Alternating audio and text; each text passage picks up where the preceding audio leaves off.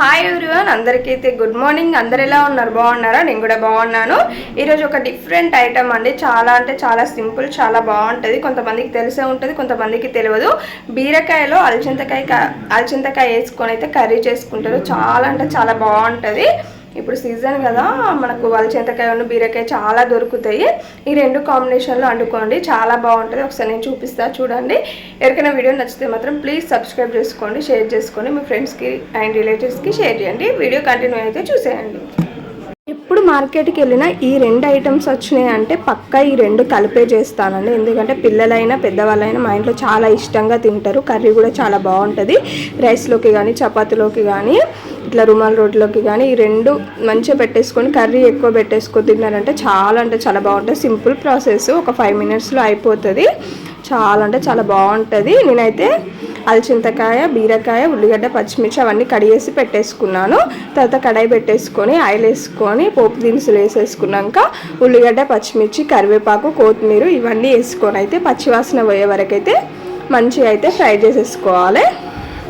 ఇవన్నీ మంచిగా ఫ్రై కావాలండి, పచ్చివాసన పోయే వరకు. కొత్తిమీర, కరివేపాకు ఎంత బాగా వేస్తే అంత కర్రీకి టేస్ట్ వస్తుంది.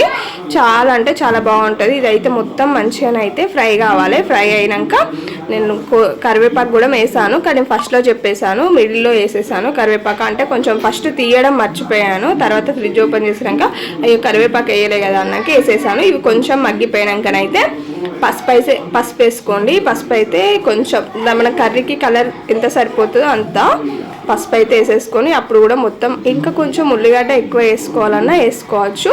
ఇదంతా వేసుకొని అయితే మూత పెట్టేసుకొని ఒకసారి కలిపేసుకొని ఒక 1 minute ఉంచేసుకున్నాక కొంచెం ఒక 1 స్పూన్ అయితే అల్లం వెల్లుల్లి పేస్ట్ వేసుకోండి. అల్లం వెల్లుల్లి పేస్ట్ వేసుకుంటే కూడా కర్రీ చాలా అంటే చాలా బాగుంటుంది.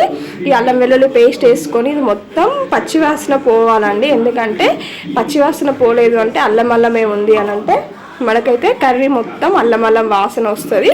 అందుకోసమే మొత్తము అల్లం కూడాము పచ్చి వాసన పోయే వరకు అయితే మనమైతే ఫ్రై చేసేసుకోవాలి. ఇట్లా ఫ్రై చేసుకొని కొంచెం సిమ్లో పెట్టేసుకొని అయితే మూత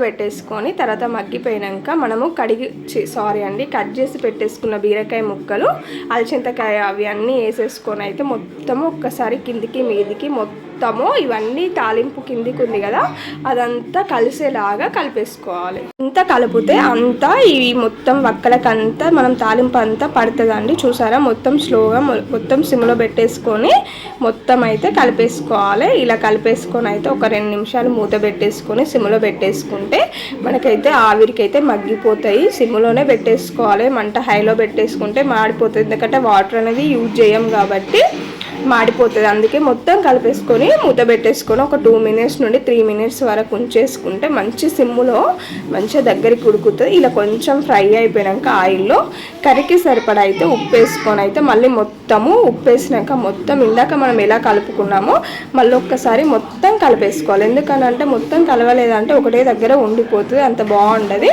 అందుకోసమే మొత్తం కలిపేసుకోవాలి. కలిపేసుకున్నాకనైతే మళ్ళీ మూత పెట్టుకొని ఒక 2 నుండి 5 minutes వరకు ఉంచేసుకుంటే కర్రీ అయితే చాలా మంచిగా ఉడికిపోతుంది. ఎందుకంటే వాటర్ పోయాల్సిన అవసరమే లేదు. మంచి సిమ్లో పెట్టేసుకొని మధ్య మధ్యలో ఒక్కొక్కసారి కలుపుకుంటూ ఒక 5 minutes 2 minutesకి ఒకసారి కలుపుకుంటూ ఉండాలి. చూసారా, మనకు ఆల్మోస్ట్ కర్రీ అనేది కలర్ చేంజ్ అయిపోయి దగ్గరికి కూడా వచ్చేసింది. మనకు ఉడికింది అనే టైంలో ఇగో ఇలా అవుతుంది. అసలు మనం వాటర్ యూజ్ చేయలే కదా, అదే వాటర్ అయిపోయింది. మంచిగా సిమ్లో పెట్టేసుకొని చేసేసుకోవాలి. అసలు బీరకాయలో పోయి మనకు వాటర్ అనేది బాగా వస్తుంది కదా, అందుకే వాటర్ అనేది దీంట్లో యూజ్ చేయరు. కర్రీ అయితే ఆల్మోస్ట్ అయిపోయింది. ఒకసారి మీ ఇంట్లో అయితే ట్రై చేయండి. వీడియో నచ్చితే మాత్రం ప్లీజ్ సబ్స్క్రైబ్ అండ్ మీ ఫ్యామిలీకి రిలేటివ్స్కి అయితే షేర్ చేయండి. ఒకసారి మీ ఇంట్లో కూడా ట్రై చేయండి. ఇంకా ముందు పాత వీడియోస్ ఉన్నాయి, అవి కూడా చూసి అయితే ఒకసారి అయితే లైక్ చేయండి. Thank you for watching.